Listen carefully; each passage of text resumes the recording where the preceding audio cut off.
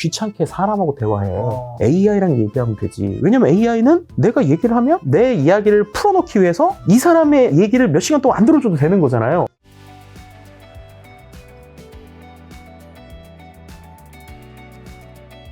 AI가 의료가 나중에 이런 의료 데이터들도 통해서 이런 것들을 분명히 하는 기업들이 이미 있거나 네. 아마 잘하는 기업들이 생길 텐데 네. 저도 뭐 건강검진 결과라든가 아니면 최근에 제가 족저근만 같은 게 있어서 사진을 있잖아요. 사진을 네네네. 그걸 이제 학습을 시켜서 보여주면 물론 저도 뭐 그게 전문가의 역할을 완전 대체한다고 절대 생각하지 않지만 현장에 있는 의사분들 바쁘잖아요. 네. 설명이 너무 짧아. 시간적인 한계가 있으니까. 챗GPT는 그 비슷한 설명을 굉장히 상세하게 해줘. 그렇죠, 그렇죠. 나중에 이런 의료 데이터들 좀 더 전문가적인 것들이 모인다면 바이오 의료는 AI로 시작할 수밖에 없겠구나. 네. 그래서 이게 두 가지 결인데 실은 의사들도 그런 서비스가 있으면 좋아할 수도 있어요. 왜냐하면 새로운 어떤 치료법이나 이런 걸 또 공부해야 될 수도 있잖아요. 그래서 지금 미국에서 잘 나가는 오픈 에비던스라는 서비스는 의사들을 위한 서비스예요. 이건 뭔데요? 네, 이게 아까 비슷한 겁니다. 의사들이 의료 데이터를 가지고 아까 말한 할비 이제 그처럼 그건 법률 데이터 하는 거고 오픈 에비던스는 의사분들이 쓸 수 있게 최신의 의료 정보를 잘 가지고 있는 AI인 거예요. 그러니까 이제 미국에 있는 의사들이 내가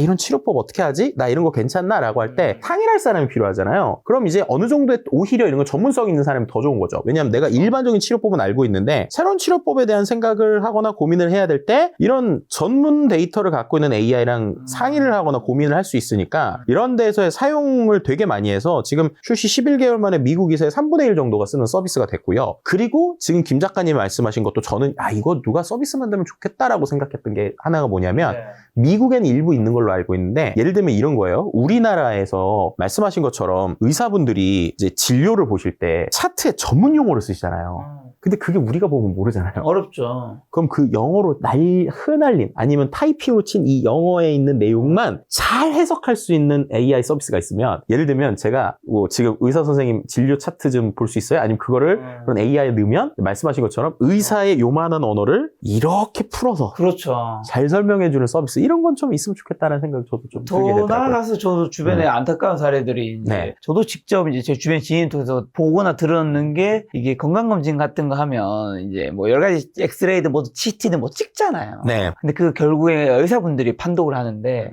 너무 많은 분들을 보다 보니까 아니면 경험이 부족한 분이 봤을 때 놓치는 경우들이 생기더라고요. 이게 오진 같은 것들이 생기면서 그쵸. 수술해야 되는 시기도 놓치고 이제 어떻게 보면 골든타이밍 같은 게 놓치는 것들이 있는데 그런 것도 어떻게 보면 사실 이런 정말 좋은 데이터들을 학습만 잘 시킨다면 AI는 사실 처음에는 안 그렇겠죠. 나중에 시간이 지나면 그런 부분에서 어떻게 보면 인간보다 더 잘할 수밖에 없는 영역이잖아요. 이거는 정말. 그리고 저는 오히려 공공의료 관점에서도 지금 이런 게 필요하다고 생각하는 이유가 실은 우리나라에 있는 정부 정책에 논의해보면 그 함의들이 다 들어간 있어요. 뭔가 이렇게 적극적으로 얘기는 못하지만 예를 들면 이런 겁니다. 요즘에 지역에 있는 분들이 진료를 받을 때 KTX나 이런 게 좋으니까 서울로 많이 올라와서 진료를 받으시잖아요. 맞아요. 물론 중증은 그렇게 받으셔야 되지만 어떨 때는 내가 만약에 지역에 괜찮은 정도의 의료 시스템이 있다라고 하면 지역에서 받고 싶은 분들도 있을 거라는 거죠. 근데 특정 지역 같은 경우는 정말로 모든 과가 없는 데들이 있잖아요. 그래도 어디든 이제 가정의학과는 있거든요. 그럼 이제 가정의학과에서 보통 1차 진료를 받는데 이 가정의학과에 예를 들면 이런 식의 AI 전문 툴들이 같이 붙어 있으면 이분이 판단을 할 때 어려운 것도 AI를 통해서 판단을 하면 역으로 이분의 지식과 원래 있는 가정의과의 지식과 내가 잘 모르는 영역도 AI의 도움을 받아서 같이 하면 그 안에서 실제 이 안에서 가능한 치료는 여기서 끝낼 수도 있다라고도 볼 수 있을 것 같고 중국에서 최근에 하고 있는 AI 사례 중에 저는 되게 의미 있다고 본 것 중에 하나가 이제 약 있잖아요.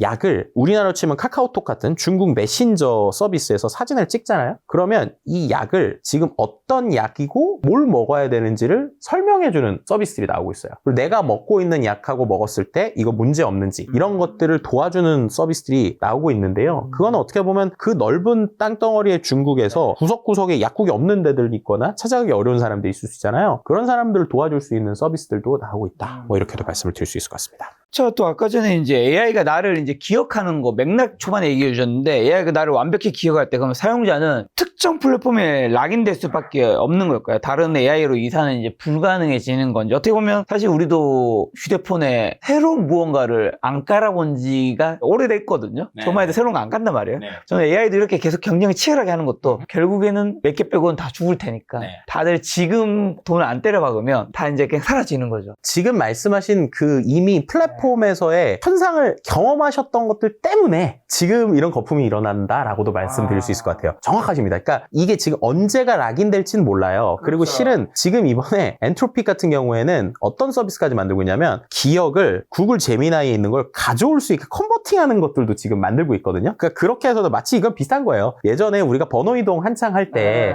저쪽에 있는 데이터 우리가 옮겨올 수 있게 해드릴게요 라는 서비스들이 있는 거랑 비슷한 겁니다. 그러더라도 이제 나중에 시간이 더 지나면 그것도 이제 어렵겠죠. 그러니까 결국에는 더 시간이 지나기 전에 락인을 시키려는 움직임들이 있고요. 그래서 아직 완벽하진 않은데 지금 또 하나의 싸움이 시작된 게 바로 브라우저 쪽이에요. 브라우저죠. 인터넷 브라우저를 우리가 크롬 브라우저가 되게 압도하고 있었잖아요. 근데 최근에 챗GPT에서도 아틀라스라고 하는 인터넷 브라우저를 출시했고요. 퍼플렉시티에서도 코멧이라고 하는 웹 브라우저를 만들었어요. 얘네들이 다 뭐 해주는 거냐면 에이전트 서비스를 해주는 겁니다. 그래서 지금 좀 느리긴 해도 예를 들면 제가 코멧 같은 데 들어가서 쿠팡 사이트 띄운 다음에 야 나 스파게티 재료 네가 구매해줘? 그러면 자기가 스파게티 재료가 뭐지? 생각을 하면서 거기에다가 면도 넣고요. 그리고 거기에서 오일도 넣고요. 막 이렇게 넣어요. 그러고 있는데 되게 재밌는 게 거기에 이제 아까 말씀드린 메모리 기능이 이제 추가가 되잖아요. 그럼 얘가 이제 어떤 생각을 하는 거냐면 우리 주인은 토마토 소스를 만들어진 걸 사는 게 아니라 우리 주인은 건강한 걸 좋아하니까 직접 토마토를 사서 넣을 거야 라는 맥락까지 알게 되는 거예요. 나중에는. 그러면 제가 주문해 하고 봤더니 아 나의 스타일에 맞춰서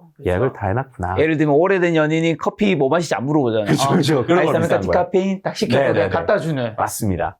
그래서 그런 형태로 될 거기 때문에 그리고 또 그렇게 됐을 때 어떻게 되겠어요? 예를 들면 아, 나 디카페인 먹는 거 알잖아. 왜 이렇게 했어? 그러면 아, 기억해야지 라고 할 거잖아요. 그럼 그 다음에 그 피드백도 하면서 계속 기억을 하니까 예를 들면 제가 토마토로 그렇게 하려고 하는데 야, 실은 내가 집에서는 귀찮아서 집에서는 소스 쓴다? 라고 하면은 얘가 그 다음부터 일반 소스를 넣어주겠죠. 그럼 맥락까지를 오래 있으면 기억을 할 거니까 결국 그 초기 시장 때 마치 말씀하셨던 것처럼 스마트폰 앱을 우리가 여러 개 깔 때는 막 공짜로도 주고 이벤트 주고 난리였잖아요. 지금 그런 시기라고 보시면 됩니다. 그래서 그런 시기에서 지금 락인을 시키기 위한 경쟁이 좀 시작되고 있다 이렇게도 말씀드릴 수 있을 것 같습니다. 자, AI 2016 트렌드 활용 백과 이 책에서도 AI 전쟁의 핵심 승부처가 장기 기억 메모리라고 했는데 그럼 나를 5년간 기억하는 AI는 사용자에게 어떻게 사용자의 삶을 굉장히 편하게 해주겠네요. 내가 뭔가를 대충만 얘기해도 나 커피 하면 알아서 그 커피를 만든 것들을 뒷단을 설명해 주지 않아도 이제 여기서부터 잘 생각을 해야 될 게 일단은 편하다라는 개념이 뭘까라는 걸 생각을 해봐야 됩니다. 이게 무슨 말이냐면요. 유튜브가 우리에게 왔잖아요.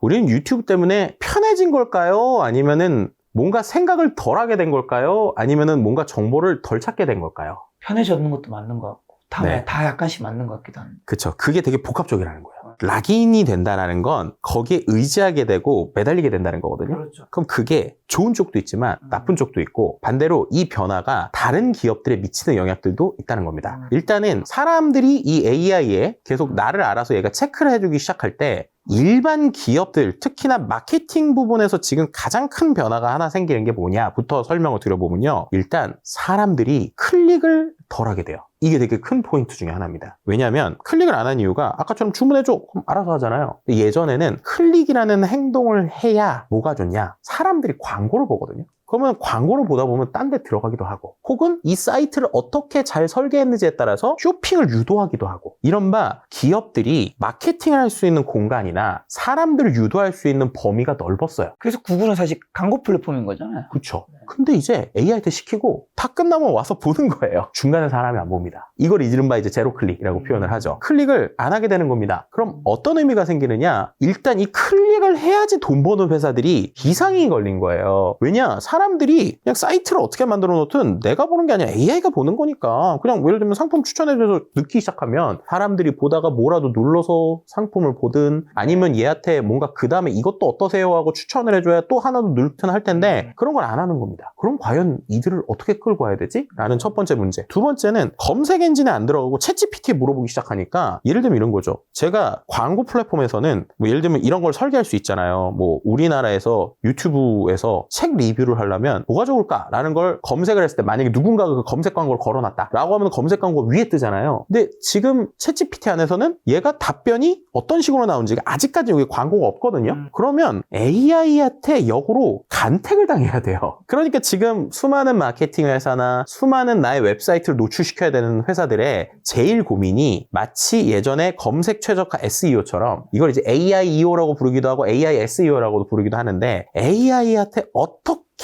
잘 우리 데이터를 노출을 시켜야 얘가 뭔가를 했을 때 우리 걸 골라줄까? 어떻게 했을 때 우리 거를 선택해주거나 우리 걸 노출시켜줄까? 라고 하는 연구가 지금 어마어마하게 일어나고 있어요. 그래서 내년 상반기까지 이 부분이 지금 가장 이 광고 마케팅에선 가장 큰 이슈다 라고 설명드릴 수 있을 것 같고요. 그 다음에 이제 개인 사용자의 관점으로 또 하나를 설명을 드리면 개인 사용자들은 아까처럼 처음에 편해집니다. 근데 편해지는데 어느 순간부터 보면은 얘는 내가 좋아하는 것만 보여줘요. 그럼 이거는 마치 유튜브의 필터 버블하고 비슷한 겁니다. 맞춤형 제공. 네, 맞춤형 제공을 하지만 반대로 내가 싫어하거나 다른 걸 볼 수 있는 시선들은 줄어들게 돼요. 제일 큰 건 뭐냐면 이 녀석이 말투도 내가 좋아하는 말투들로 하기 시작을 한다는 겁니다. 이거는 이제 최근에 그록도 그렇고 오픈 AI도 그렇고 약간 성인용 버전 출시랑도 좀 연계가 돼 있어요. 실은 이제 최근에 이 그록이라는 서비스에서 여러 가지 AI 에이전트들을 이제 만들었거든요. 아마도 챗GPT로 음성 대화 해보셨잖아요. 음성 대화 하면 얘는 아직까지 좀 재미가 없죠. 얘는 뭐 예를 들면 남자 목소리로 나오고 그러잖아요. 근데 이번에 그록이라고 하는 서비스가 뭘 만들었냐면 이 안에다가 여러 가지 목소리를 만들었어요. 캐릭터 대화. 이거 지금 가능하거든요. 예를 들면 남자의 목소리, 여자의 목소리, 성격 이런 것도 할 수 있는데 그뿐만 아니라 커스텀을 합니다. 커스텀을 하는데 예를 들면 얘한테 역할을 주거든요. 그러면 테라피스트 이런 이제 좀 치료하는 목소리, 스토리텔링 이런 것도 중요한데 여기 섹시가 있네요. 맞습니다. 18금이 있어요. 18금이. 18금이 섹시도 있고 로맨틱도 있고 모티베이션도 있고 언니도 이건 미친 모드거든요. 이런 것들이 있어요. 그럼 얘가 이제 어떻게 대화를 하냐면 참아 이건 제가 이제 시원하게 좀 그래가지고 그랬는데 예를 들면 섹시 모드라고 여자로 하면 뭐 예를 들면 자기야 이러잖아요. 그러면 막 자기야 막 이러면서 목소리도 막 이렇게 좀 이렇게 나오면서 막 이렇게 되고 그 다음에 저 모티베이션의 18금 모드의 모티베이션이 뭐 하는 거냐면 예를 들면 이제 김 작가님 요즘에 러닝 좋아하시잖아요. 근데 나 이제 러닝 힘들어 이러면 얘가 야 이 삐삐야 너 이 정도로 뛰어서 뭐해 임마 너 정신 차려야 돼 막 이러면서 얘가 막 얘기를 한다는 거예요. 그럼 이게 야한 걸 떠나서 내 친구처럼 얘가 말을 하거나 내가 원하는 톤과 목소리로 얘가 이야기를 하기 시작하는 겁니다. 그럼 이게 쇼핑이나 아까처럼 정보 탐색이나 내용들과 연결된다고 생각해 보세요. 그러면 사람들이 지금은 AI 쇼핑하면 AI 그냥 기계네. 쇼핑 해주는 네 알겠습니다 하고 해주잖아요. 근데 아니라 야 임마 물건 이거 너 러닝하는데 야, 이것도 해야지 막 이렇게 막 얘가 얘기를 하면서 더 락인되겠네요. 쇼핑해주고 막 해요. 그럼 얘는 진짜 이제 친구인 거예요. 친구. 그러면 여기서 가장 큰 변화가 우리가 뭘 생각해 봐야 되냐면 사람들이 이러한 패턴으로 몇 년 있으면 사람하고 대화하는 걸 좋아할까? AI랑 대화하는 걸 좋아할까? 이거를 이제 우리가 사회적으로나 개인적으로 생각해 볼 시기가 와버렸다는 겁니다. 근데 이 변화가 이상한 게 아니에요. 왜 이상한 게 아니냐면 이미 우리는 기술 진화의 관점에서 이런 비슷한 경험을 한 적이 있습니다. 언제냐? 한동안 유행했던 단어 중에 하나가 폰포비아였잖아요. 폰포비아가 전화 무서워하는 젊은 세대. 그러니까 전화를 하는 걸 무서워하고 메신저로 소통하는 거에 대해서 했을 때 기존 세대들은 되게 이상하게 봤어요. 아니 무슨 전화를 하면 되지 귀찮게 문자를 보내. 이게 모바일 네이티브 시대의 초기였거든요. 그런데 그 변화가 어느 순간부터는 그냥 그렇구나 하고 받아들여졌고 그 받아들여짐에 인해서 새로운 비즈니스가 생긴 게 바로 배달앱이라는 거예요. 왜냐하면 생각을 해보면 배달앱 처음 나올 때는 사람들이 뭐라고 하는지 생각해보세요. 아니 누가 불편하게 앱으로 주문을 해. 전화가 편하지. 근데 몇 년 지났더니 누가 불편하게 편하게 전화로 주문을 해, 앱으로 하면 되지 이랬잖아요. 지금 AI가 지금 형태들로 들어가게 되면 몇 년 있으면 진짜 우리가 이렇게 얘기할지도 몰라요. 누가 귀찮게 사람하고 대화해.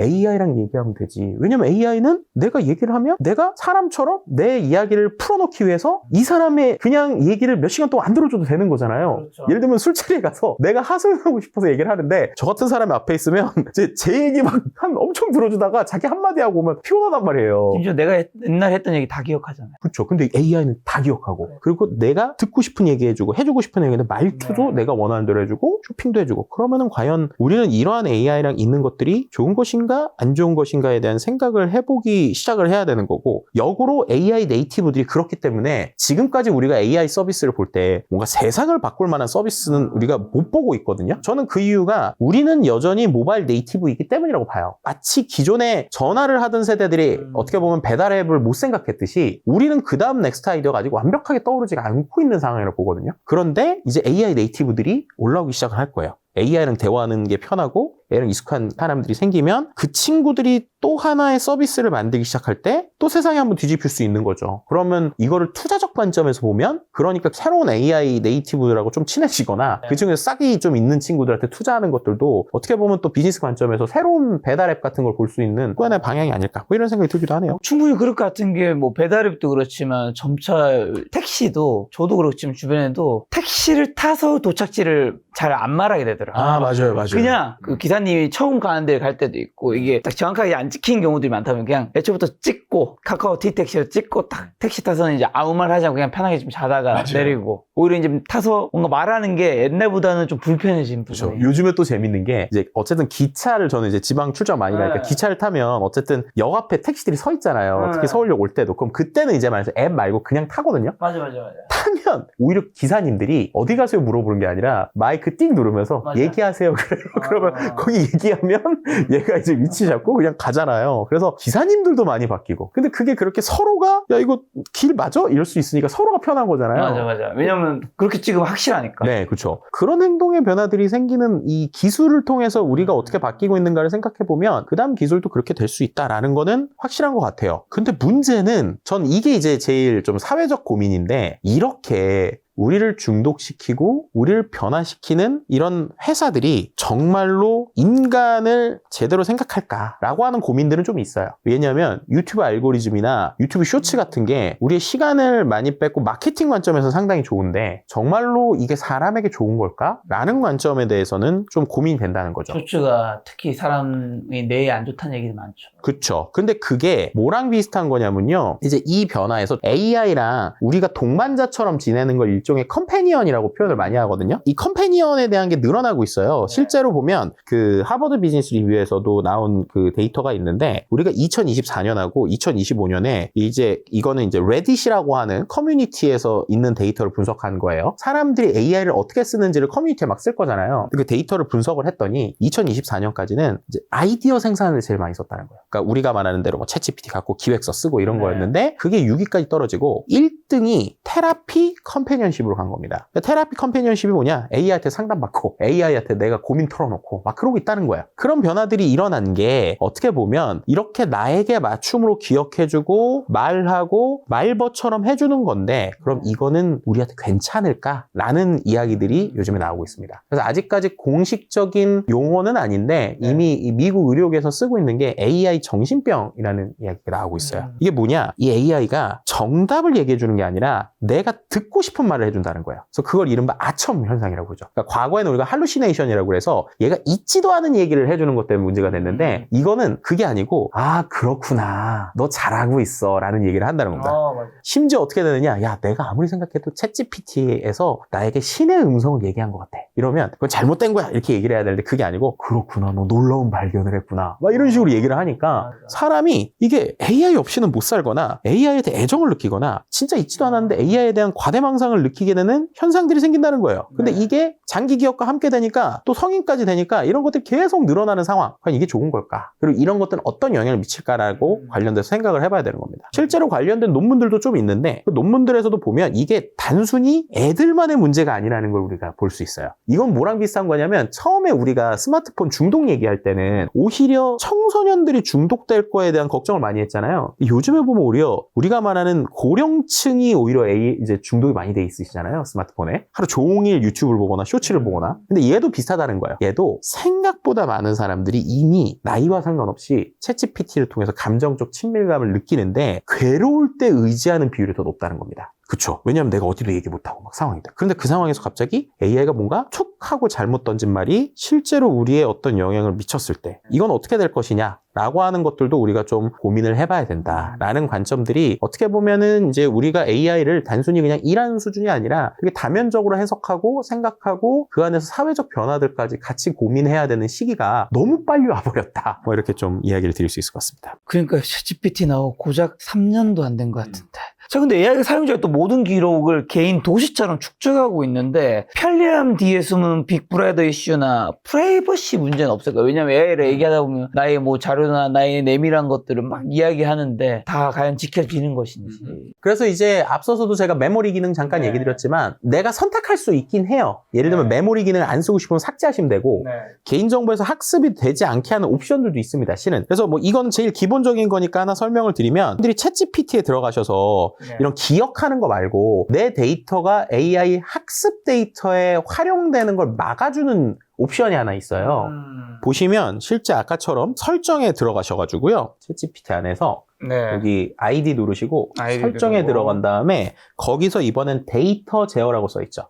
데이터 제어. 네, 거기에 대시면 모든 사용자 대상 모델 개선이 다 이렇게 기본적으로 켜져 있을 거예요. 근데 그 내용을 보시면 지금 이 대화 내용을 가지고 AI가 학습할 수 있게 모델 개선하는 데 씁니다 라고 돼 있는 거죠. 그래서 이거를 꺼놓으시면 1차적으로 그러면 다른 어떤 기능에 영향은 없고요. 내 데이터가 AI 모델 개선에 쓰이지 않는 거죠. 이런 식의 기능이 이제 옵트아웃이라고 하는데 이런 게 최근에 챗GPT, 제미나이, 클로드에 다 있거든요. 그래서 그런 걸 통해서 1차적으로 좀 막으시면 좋을 것 같고 그리고 아까 말씀드린 대로 뭐 클로드가 5년치 기억하는 이런 것들이 약관에 있는 거가 그것도 승인을 한번 눌러야 되기 때문에 예전하고 비슷합니다. 예전에 우리가 이런 웹 서비스 처음 생길 때도 아무 생각 없이 승인 누르면 개인정보 다 나간다 이런 얘기 하잖아요. 그런 형태들처럼 이제 우리가 어느 정도 내가 원하는 수준의 정보를 주면 거기에서 당연히 나에게 더 좋은 정보를 주는 트레이드오프를 시킬 거지만 내가 정말 객관적으로만 쓰고 싶다, 일적으로만 쓰고 싶다 라는 분들은 이런 설정 값들 좀 잘 설정해 보시는 것도 좋지 않을까 싶습니다. 자, 오늘 긴 시간 AI 2016 트렌드 활용백과를 김덕진 소장님과 함께 이야기 나눈 시간을 가졌는데 마지막으로 책에서 AI가 준 효율적인 시간으로 비효율의 낭만에 빠져야 한다고 하시던데요. AI 시대에 인간이 집중해야 될 비효율한 구체적으로 무엇일까요? 아, 저는 요즘에 비효율이라는 단어가 참 좋습니다. 너무 일을 효율적으로 하다 보니까 맞아요. 너무 막 일만 하고 살고 뭔가 맞아요. 비효율에 뭔가 낭만도 있고 뭔가 돈이 안 되는 것 같기도 하고 돈 안 되는 걸 할 수 있다는 여유? 그렇다기보다는 저는 이제 제가 이걸 이제 마지막 좀 이제 그 에필로그에 쓴 건데 제가 3년 동안 AI랑 정말 열심히 일도 하고 살았잖아요. 어떤 현상이 오냐면 AI를 쓰면 효율성이 늘어나요. 그러면 시간이 우리가 비잖아요. 그럼 그 시간이 빈 거에 대부분의 분들이 다 어떻게 되냐면 더 효율성을 높여요. 그래서 예전에는 이게 참 웃긴 게 AI를 쓰면 일이 줄 것 같잖아요. 일이 늘어납니다. 왜냐면 내가 할 수 있는 능력이 있는 사람이면 예전엔 여러 가지 절차 때문에 일을 못 했는데 혼자서 할 수 있는 역량이 100,000이 되는 거예요. 그러니까 처음에 막 재밌어서 일을 막 합니다. 그러다가 정말 극한의 번아웃이 무조건 오게 돼 있어요. 왜냐면 AI는 계속 좋아지거든요. 그런데 사람이 못 따라가요. 어느 순간부터. 사람이 체력이 딸리고 혹은 정신적으로도 어렵고 힘듭니다. 그래서 이거를 어떻게 하면 극복할 수 있을까 해서 제가 진짜 고민을 많이 했거든요. 근데 그 결과가 뭐였냐면 저는 올해 그거를 한화 야구가 많이 도움을 줬는데 실은 이제 제가 저희 아들이 이제 초등학교 3학년이 되니까 저는 원래 서울 사람이거든요. 근데 어렸을 때 장종훈, 이정훈 뭐 이런 분들 잘못 봐가지고 그래서 이제 계속 이제 이글스 팬이 됐는데 저희 아들도 요즘에 저 때문에 비싸게 이글스 팬이 된 거예요. 근데 저희 아들이 저한테 야구를 보고 가고 싶다는 거예요. 근데 대전이고 멀기도 하니까 어려웠는데 한 번 딱 마음을 먹고 그래 내가 이 시간 줄인 걸로 그래서 잠깐 떨어져 보자 라고 했더니 오히려 그게 저한테 새로운 에너지를 주더라고요. 근데 이게 왜 필요하냐? AI 시대에는요 결국에는 우리가 할 것과 AI가 할 것을 잘 나눠서 생각하는 게 중요합니다. 근데 그러려면 어떻게 해야 되냐면 인간의 고유의 역량인 직관적 판단력과 상황의 맥락을 계속적으로 가져갈 수 있는 체력과 새로운 아이디어를 계속 만들어줘야 돼요. 근데 이거는 AI랑 자동화하는 데서 나오는 게 아니라 AI랑 좀 떨어져 보거나 아니면은 전혀 다른 예상외의 만남이나 예상외의 것들을 가지고 우리의 뇌를 키워주는 것들이 필요하거든요. 그런데 그런 걸 하기 위해서는 오히려 해보니까 절대 그건 효율적이지가 못해요. 그건 오히려 비효율적인 데 시간을 좀 써야 됩니다. 그래서 오히려 AI가 발전될수록 억지로라도 내 시간의 일부를 비효율에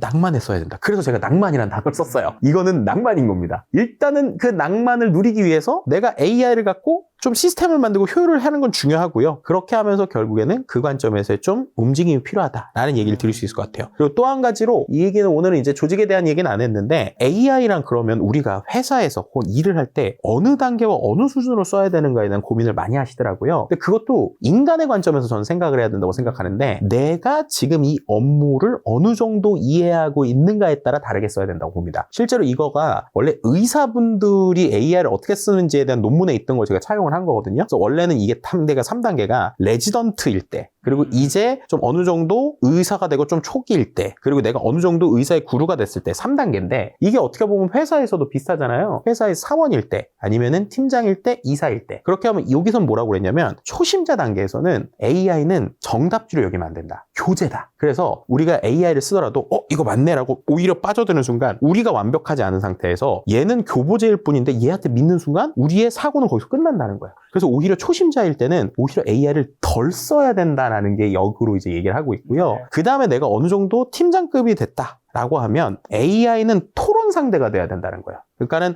내가 특정 문제에 대해서 해결 방안을 AI가 만약에 줬어요. 그럼 그거를 맞다가 아니라 너 왜 그런 해결 방안이 있는 거야? 라고 하면서 토론을 하면서 오류를 찾아내는 비판적 사고를 오히려 키워야 되고, 그리고 내가 그 업에 대한 어느 정도의 전문성을 가졌을 때는 오히려 그때부터 얘가 동료 연구자가 된다는 거예요. 왜냐하면은 AI를 통해서 내가 내 일에 빠져 있어서 새로운 업데이트가 안 되고 있던 상황인데 이거 업데이트를 해주니까 그러면은 되게 리프레시가 되고 내 관점에서 해석할 수 있잖아요. 그래서 오히려 AI랑 협업하기 위해서는 내 단계에 맞는 AI를 어떻게 쓸 것인가가 되게 중요하다라는 이야기고요. 거기서의 포인트는 결국 AI에 의존하지 않고 도구로서 써야 되고 우리의 직관력과 이해력, 창의력이 여전히 필요하다는 겁니다. 그리고 제 결론은 그 창의력을 갖기 위해서는 오히려 AI한테 너무 효율적으로 빠져있기보다는 비효율의 낭만이 필요하다. 이런 얘기를 좀 드릴 수 있을 것 같네요. 자, 2026년도 이제 곧 올 텐데 여기 관해서 좀 더 자세히 알고 싶은 분들이 이 책 보신다면 큰 도움 얻을 것 같고 2026년에도 AI는 계속될까요? 네. 그래서 제가 이 책에도 써놨는데 과연 이제 AI 2027을 쓸 때 과연 또 이 세상이 어떻게 바뀔지 모르겠어요. 근데 그럼에도 불구하고 저는 이제 계속 이런 좀 변화의 흐름들이 워낙 빠르니까 이렇게 책을 통해서 이런 좀 많은 것들을 또 알려드릴 수 있을 것 같아서 2027 쓰기 전에 중간에 뭐라도 또 하나 쓰지 않을까요? 뭐 그런 생각이 들기도 합니다. 알겠습니다. 다음에 또 AI 관련된 재밌는 뉴스와 함께 소장님 찾아뵙도록 하겠습니다. 오늘 만난 손님은 김덕진 소장님이었습니다. 지금까지 소중한 시간 함께해 주셔서 정말 감사합니다. 오늘도 김 작가였습니다. 고생 많으셨습니다. 네, 고맙습니다.